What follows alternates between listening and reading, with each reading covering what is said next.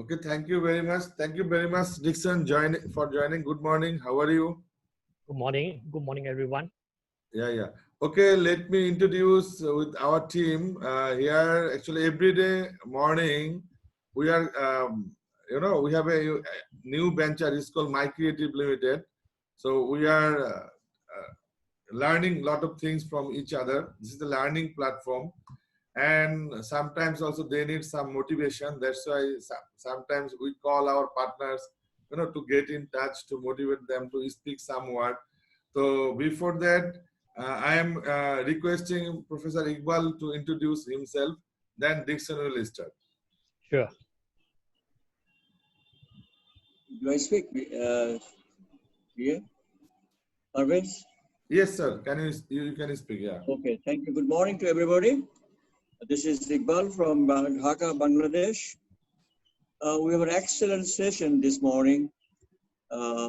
We have learned so many things like Photoshop. So that is interesting to me. I used to do it earlier, but I don't know how it works. But Mr. Parvez elaborated, and I think the students of this country will be benefited. Guest speaker, let me tell you one thing. One of the objectives of Mr. Parvez is to educate the illiterate and what I said, not technically sound students to motivate them through the IT, they can be self-employed. This is one of the greatest objectives what I have learned. And I hope the students will be benefited from your lecture. And we are waiting to listen to your variable speech or lecture. Thank you very much. Yeah, so now it's Dixon turn. Now, Dixon, you can introduce yourself, and we want to learn a lot of things from you. How you study your career, how was your school life, college life, how you get inspiration. What sort of what can I say? It's not a problem. What sort of journey you have to go through for job and other things. We want to learn a lot of things from you. Yeah, Dixon, please. Thank you. First of all, good morning, everyone. Thank you, Masu, for inviting me. Although I don't want in Singapore, we just finished our elections. So we hear a lot of politicians talk about their background, how they step into politics and so on. So for me, I think I just want to share a bit on the journey that I have. I'm already 50 plus, so I guess I'm kind of qualified to share about my life experience. Yeah. So I have prepared some slides, so I will share the screen just to give you some inspiration of my journey. Okay. So yeah, we'll be happy if you share your screen. Yes. So I think, first of all, I think what Masood doing is a very good thing. Sacrificing his own time, to bring up the level of skill and competency for Bangladesh. I think this is what everyone needs because I can understand his passions and his intentions, which is very good, and it's a very generous of him to open up this kind of training program for everyone. So that's why I want to support him also. And also just to let you know that I know Masood, I think only about less than 5 years. So when I get to know him, talk to him, I think I found there's a way we can connect each other. Though all of us both of us are from different background, different religion, but I found he's being a very truthful person, transparent, very passionate, so we can have a very good open discussions.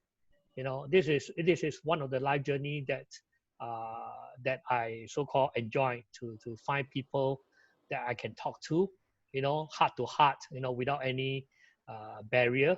So this is also good to go to look out for a friend or someone that you can share with, go through the journey with.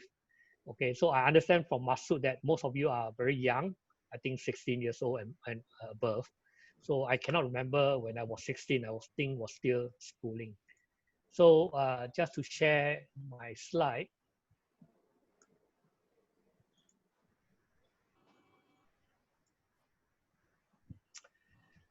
So basically, like you, I mean, everyone start from normal education, as you go through life. So being in school is in an environment that is protected. So when you step out, I guess it will take some time for you to decide which direction you want to go, right? So don't rush into making any direction. Basically, try everything. Join this company or join that company or do this job or do that job. As you're young, you can afford to try, because you never know which path you will take you. Like me, I mean, my path was very different before I stepped into cabling in 1997. Okay, so from there, I start to be involved in this industry. When I joined a manufacturing company, okay, and I start to pick up more things and learn more things and understand how does each organization works. Right. I'm still in the industry and very heavily involved. At Masood, I also got my RCDD. It is a kind of qualification to so-called upgrade your skill. Okay, the skill that or the industry that you want to be. Okay, it's like if you want to go to medicine, you get a doctor degree. If you want to study law, you become a lawyer, right? Or you are interested in engineering, you become an engineer. Okay, so each industry or each role have their own qualification. Okay, so I'm heavily involved and trying to push this industry into a very professional level. So in this in this industry, we have a association which also Masood is also in, right? And this association is basically a non-profit organization which help to continue to educate people in this industry. So currently my role in a new company in Singapore that's doing cable tester, as you can see my background, the banner. So it's still in the same industry, and from my journey from since 1997, I have fortunate to be able to travel to many places, even Bangladesh twice. So it allowed me to meet different kind of people from different backgrounds, from different religions, and on and off as I meet people, it helped me to expand my understanding for each country. So today is supposed to give you a motivation talk, and I was thinking that what should I say, in front of an audience of teenagers, like to you are like teenagers, like my two children, one is 18 years old and one is already 25 years old, right? Some of them, my kids are more older than you, right? So what should I say? What should I talk about? I guess I have three things that I just want to share about based on my life journey. Okay, so I guess the first thing is passion. When you do things with passion, you don't find it hard. You don't find it difficult. You find you enjoy what you're doing. So it's not easy to have passion in anything that you do, right? It's because of your mindset. So if you keep thinking that this is just my job, I'm work for a living, you can convert this into a passion as well. Think a bit further, think about how your work can impact people, how your work can impact the productivity or the efficiency, right? So think like you are one of the so-called person that will be able to make things better, right? So passion is for you to discover. It's not for me to tell you, this will be your passion, but it's for you to discover your passion, what you like to do, what you enjoy most. So as you step out of the working world, you know, you will never know where's your passion. So that's why I say, you know, do try different role, different job, you know. At the end of the day, you know, find your passion.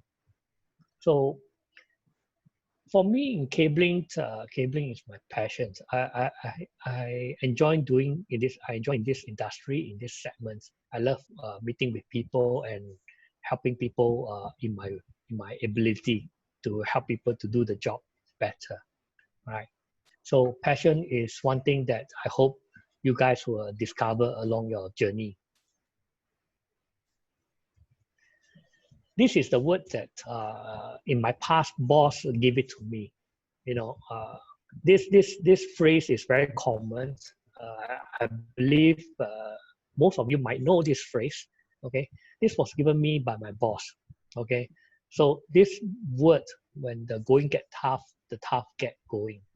As I want to share with you is that, I mean, you meet some challenges along your journey. It might be very difficult to overcome, but you know, but you must continue to be persistent and continue to be determined to push through.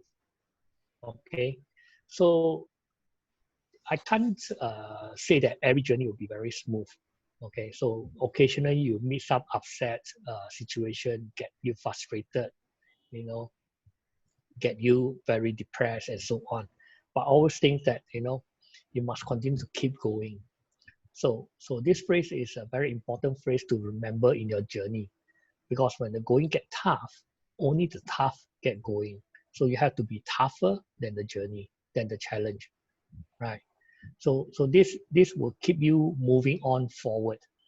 Okay, so what I want to share about this tool is very critical, because passion is one thing that keep you moving.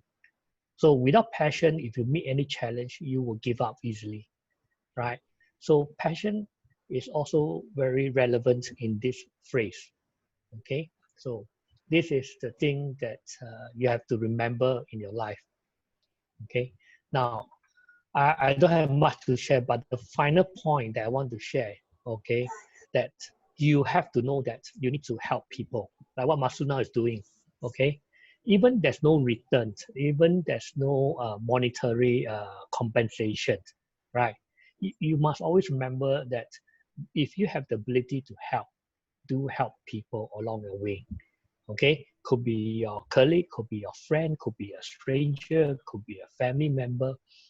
So helping people is a way also to how to say, helping yourself, right? So in your life, I believe you come across people that help you, and I believe you also help people. Okay, so always remember, okay, always help people along the way. There might be people that is weaker than you. Okay, then if you see that you have the ability to help, whether is it through finance, or whether is it through effort, or whether is it through emotional so-called helping. Okay, you must always remember to help people. So my sharing is very short. Basically, it's all these three things: talking about passion, talking about to go the tough get going, and the third one is helping people. Yeah. So that's all about my sharing. Masuk, that's it. Yeah. Yeah, so now you can stop your share so that your picture will be bigger. So now, Dixon, you told me that in Singapore recently the election is over. Can you please share us something about your election system? So you have to go to, it's online voting, or you have to go to on physically to give the vote? Oh, so it's physical voting. So the election was on Friday, right? So our so-called country, right, go election every 5 years, that we select what we call the member of parliament. So in our country, is divided into different town, right, into different constituency, right? So each constituency could have a contestant of 5 members 4 members or even single members, right? So in Singapore, we are dominated by a single party. Okay, if you read some of our news in Singapore, that our majority, the major party is People Action Party, we call PAP, right? So there are, in this parliament, right, we have close to about 93 seats. So in other words, there will be 93 MP.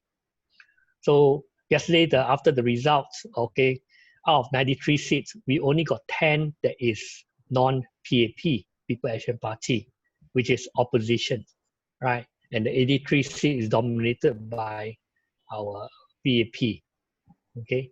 So the election process is basically a whole day event on Friday that we go to each of our constituency to vote for the party that we feel that can serve us, right? So it's a kind of like a very UK style of government system, right? We have a member of parliament, we have ministers, you know, we have a prime ministers, and also we have a president. But our president usually is kind of a figurative role, not really a much involved in the day-to-day run. The day-to-day run is run by the prime minister, right? Yeah. So that's it. Yeah, but in the election system, is there any, what can I say, is it fair election, or there is any, after election, what is the response from the people, audience? I can't comment on the fairness, but as far as what the process is, it is considered quite open, quite transparent, right? There are agents, so-called agent, as in witness, at the polling station, at the counting as well, from both different parties, right? So they witness the count of the vote. Okay, so in Singapore, we have a population of about close to 5 million, but eligible voter is only 2.6 million, because the rest is foreigner. So our country actually almost 40% are foreigner. Okay, so we only have about 2.6 that is eligible voters. Okay, so this 2.6 on Friday, okay, go to the election booth and so-called vote. Yeah. Okay, so due to COVID, do you think it was a good decision or right decision to have gathering all people for voting? I mean, a lot of people commented that during this COVID-19, it's actually not wise. So there are people that are against it, you know.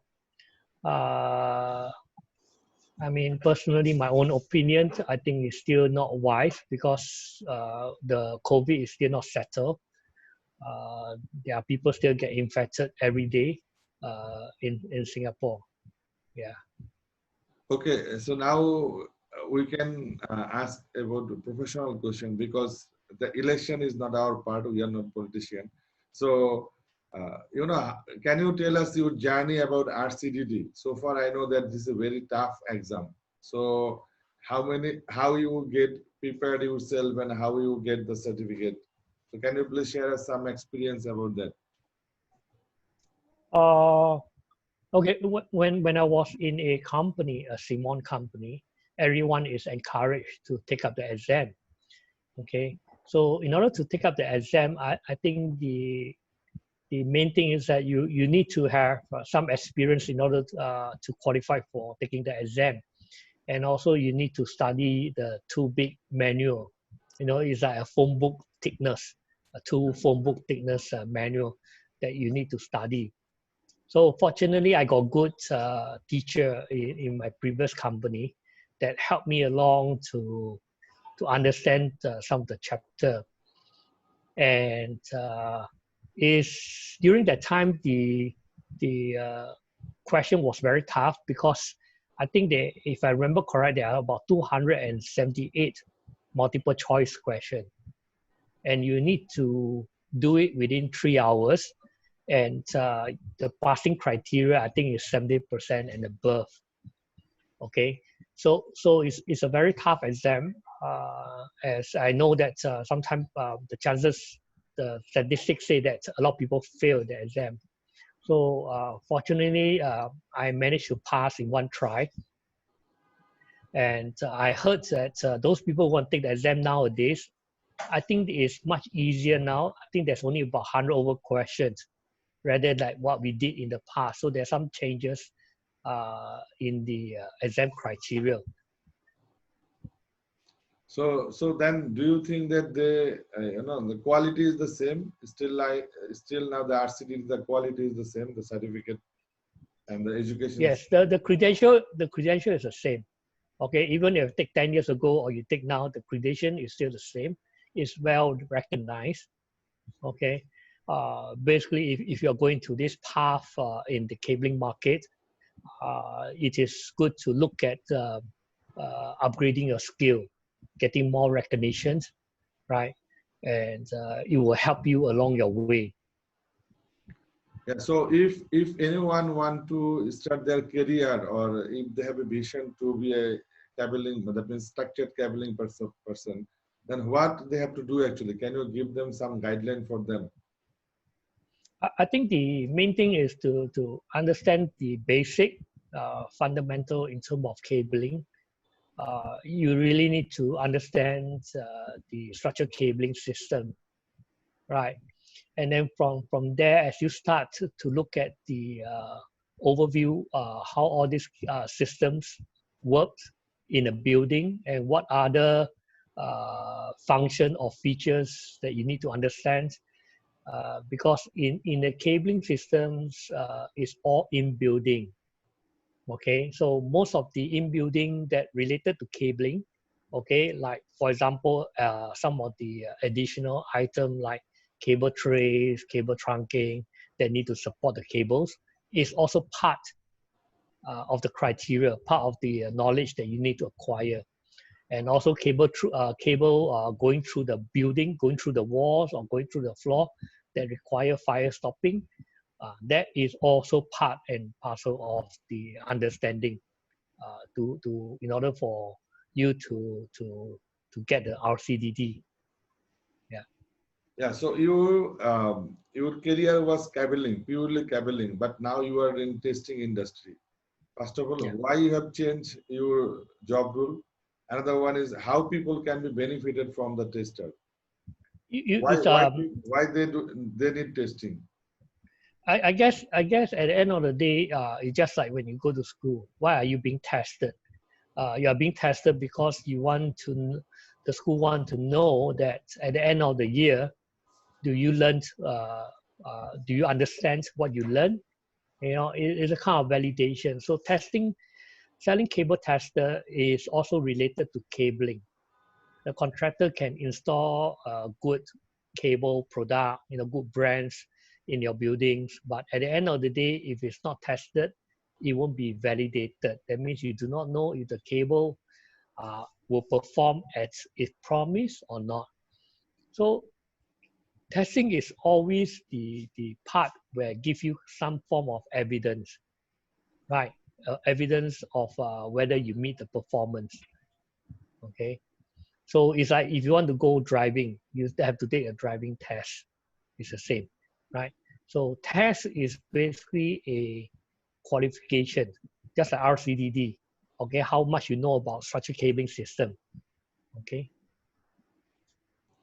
Yeah. So a lot of people, they are not testing their site. So what is your advice for them? Say existing site, already they start their work, existing site. I think the boils down to the how to say, the mindset of the user, okay, right? A lot of our equipment, okay, our laptop, our Wi-Fi, our switches are riding on cables, okay? So cables are one of the so-called very fundamental infrastructure that you need to lay. Okay, so if you have a bad cable, whatever equipment that you plug in, whatever equipment that you use will not deliver the performance. Okay, and if that happened, okay, think about the inconvenience that will cause for you to relay the cable, for you to fix the cable, okay, which is usually behind the wall or above the ceiling. You know, think about the inconvenience. So it's good to have some assurance, okay, of a good cable before you plug your system, right? So I think at the end of the day, I think it's mindset. It's just like any sector, okay? In any sector, like if you're watching a television, you bought a very nice TV or LCD TV, but if your cable is lousy, okay, you will not see a very good image. You will not see a very good content on the TV as well, okay? So it's the same. Is very important because you have to think about all the systems, all the application you use, okay, in your building that is riding on the cable.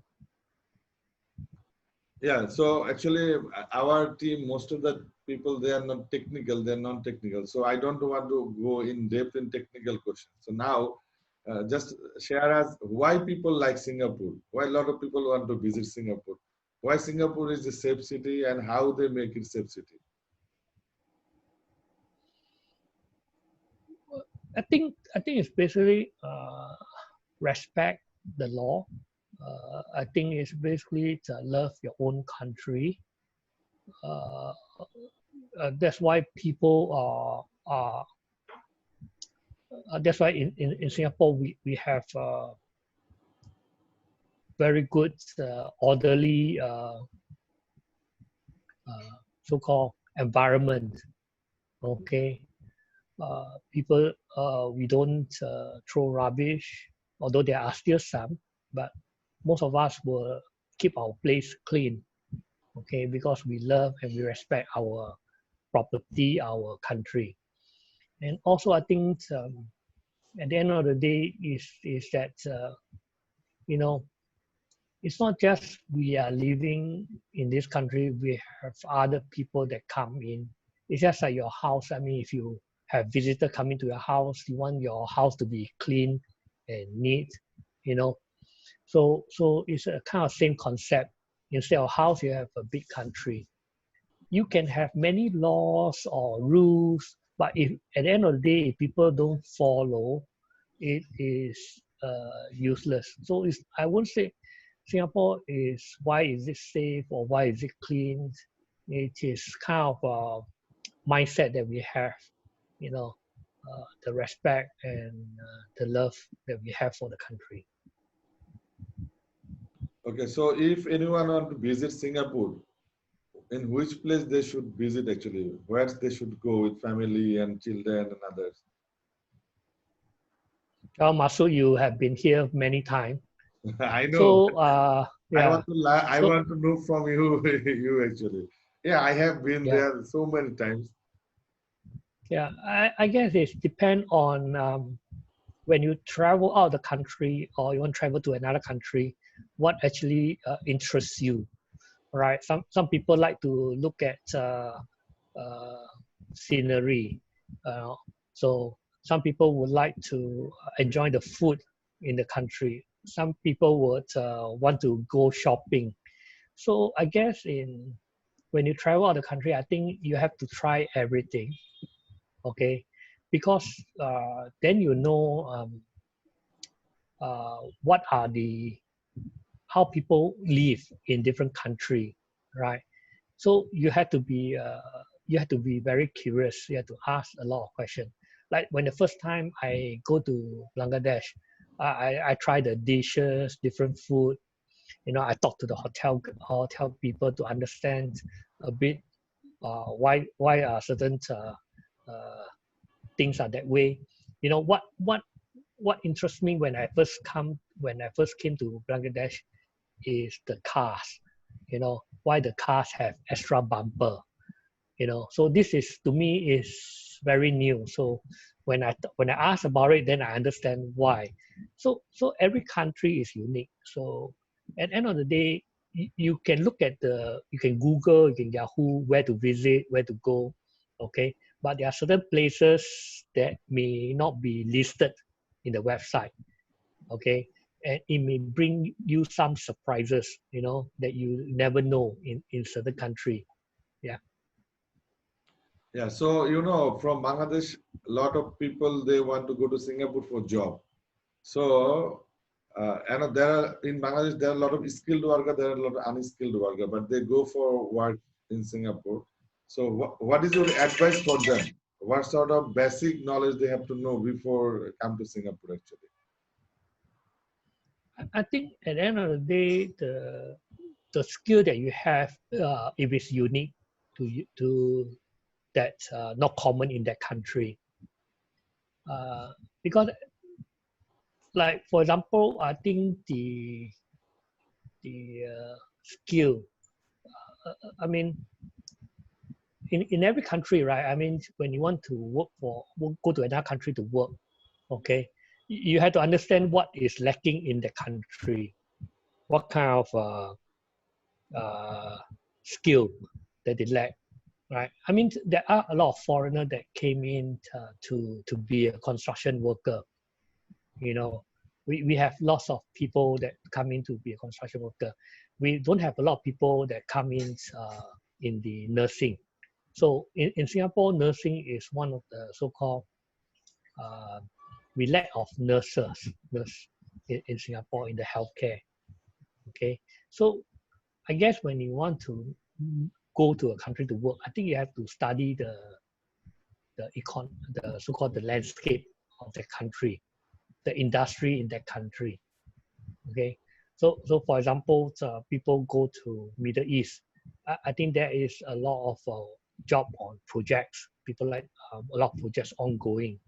Okay, so building projects, oil and gas projects. So people go there to work in the construction industry as well. Okay, so if let's say for Australia, okay, there's a lot of lacking in engineer. Okay, so I think you can do a lot of research. You have to do a lot of research because now what I tell you, and 5 years later and 10 years later, the landscape will change and evolve. So you never know what is happening in every country. Okay, so I will say that look at what you can do or what you want to do. Okay, set your goal. Okay, get the education that you need. Okay, to fulfill your goals.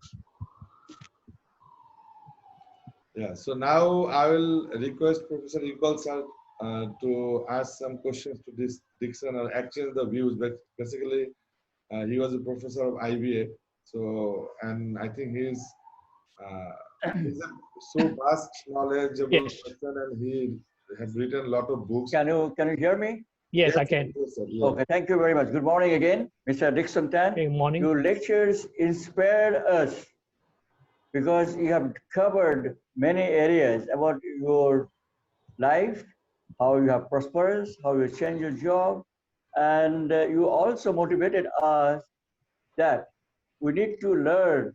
There should be a learning platform, which Mr. Parvez is providing for the poor people of this country, rural people, urban people. They're getting the help of this. The objectives of Mr. Parvez is to build a IT expert for Bangladesh who can serve the nation's better way in tomorrow. And I understand it. I'm not an IT expert. I understand that you said the basic is the most important part. And secondly, as I understand that how people will be benefited, the cable. You give an example of the television. I think when I come to Singapore, I see bright picture, nice pictures, very good pictures. Same pictures when I look at my old TV in my house is not that quality. So it is a cable. Cable base is a very important thing also. So I think you have also discussed about how we can benefit it from from other countries. You describe your Singapore culture. I have been there also, but I agree with you. The Singapore culture, because it is a small island, so the population is very low. Not like Bangladesh. As you have visited Bangladesh, you have seen we are so crowded, overcrowded everywhere. So that makes a difference in fact. And of course, the leadership also is a very important part. So again, thank you, Mr. Dixon, for Thank your you. nice deliberations. And we like to invite you again to come to Bangladesh and get our hospitality. Thank Sure. you very much. Thank you. Thank you, Boris. Yeah, Dixon, thank you very much for Okay. today. I know today Sunday is a holiday, so No problem. I'm happy to support you. Yeah. yeah, you're supposed to pass your time with your family, with your kids, but No worries. we also part of your family, so we Thank are you. all one family. Okay, so Okay. that's why we have taken some time from you.